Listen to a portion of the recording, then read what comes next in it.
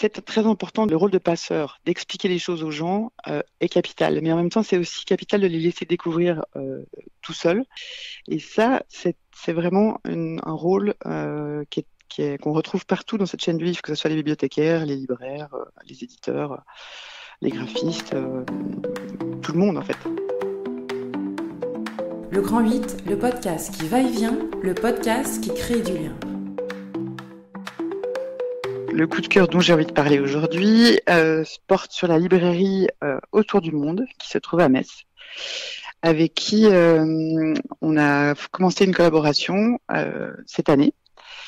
Et je suis allée les voir, en fait, pour savoir si ça les intéressait de déplacer une partie de leur librairie pendant le mois de mai, pendant 3 jours. Pendant ces 3 jours, on fait en fait des rencontres autour du livre et de la lecture dans un petit village de la Meuse, du nord de la Meuse, qui s'appelle Mangienne.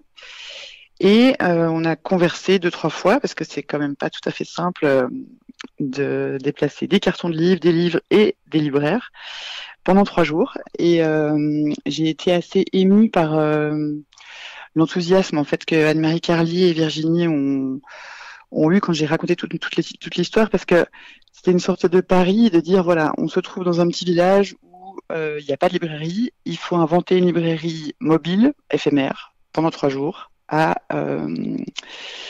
l'adresse autant des enfants que des adultes, avec un programme qui est très très varié.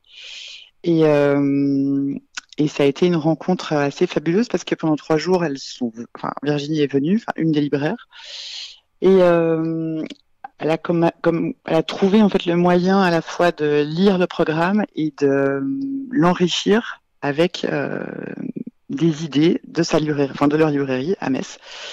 Et ça, c'est le coup de cœur de l'année que j'ai eu dans le Grand Est.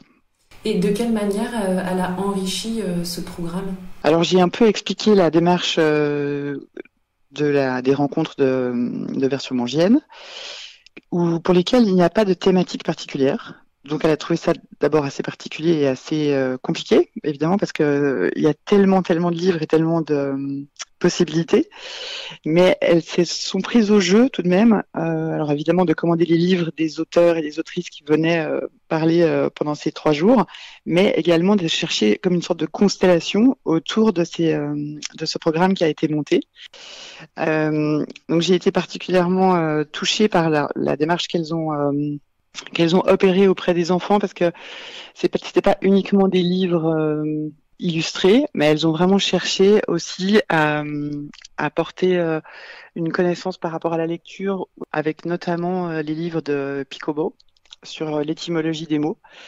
Et ça a été des discussions avec les enfants à l'intérieur de la librairie pendant ces 3 jours qui étaient vraiment très émouvante, et j'ai vu partir des enfants avec des livres qui tenaient dans leurs bras comme si c'était un doudou en fait. Donc ça, je pense que c'était la partie la plus émouvante, et elles ont très très bien réussi ce lien entre les enfants et le livre pendant ces 3 jours.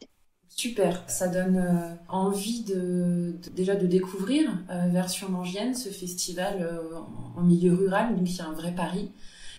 Ça montre aussi la place du libraire, qui est très important dans une manifestation littéraire. Sans libraire, il n'y a pas de dédicace non plus avec les auteurs.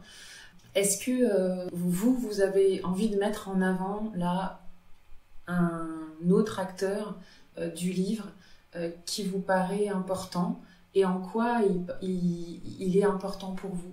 Alors, la chaîne du livre, comme on appelle ça, c'est assez à la fois compliqué et merveilleux, parce que c'est pas vaste, dans le sens où c'est un petit collectif.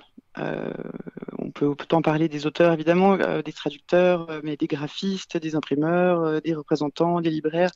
Mais une fois qu'on a fait comme ça le tour de ce qu'on appelle cette chaîne, c'est pas non plus un groupe qui est si étendu que ça. Et c'est en partie ce que je trouve assez magique dans le livre, c'est que c'est cette petite communauté qui, pour chaque objet qu'on va fabriquer ensemble, va se réunir, alors pas forcément physiquement, mais on va tous plus ou moins à un moment donné se parler et devoir travailler ensemble pour pouvoir fabriquer quelque chose.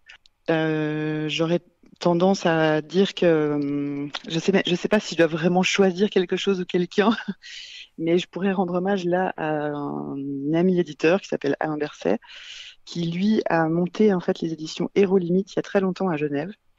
Et c'est grâce à lui, je crois que je suis éditrice aujourd'hui, puisque lui avait racheté en fait des machines de typographie et qu'il avait commencé ça dans son atelier. Et j'étais en fait moi livreuse à vélo à l'époque et j'ai traîné pendant pratiquement 2 ans autour de cet atelier avec toutes les presses typographiques. Et c'est ça qui m'avait vraiment fascinée alors que j'avais à peu près 20 ans et je me disais mais c'est incroyable de fabriquer encore des livres comme ça. Est-ce que vous pouvez me parler d'un acteur essentiel, important de la filière du livre, ou en tout cas qui a joué un rôle dans votre activité? Alors, il y en a beaucoup, mais je pense spécifiquement à une personne là qui est libraire, alors cette fois à Paris, et qui a la librairie La Petite Égypte, mais qui est venue à Mangienne pour présenter les intervenants, mais pas de façon, si vous voulez, scolaire, mais un peu pour annoncer l'intervention qui allait venir. Et en fait, si vous voulez, il annonçait aux gens du village ce qui allait se passer, mais un peu comme on pouvait sonner des cloches et dire voilà, ça va commencer dans quelques instants. Et ça, c'était très très très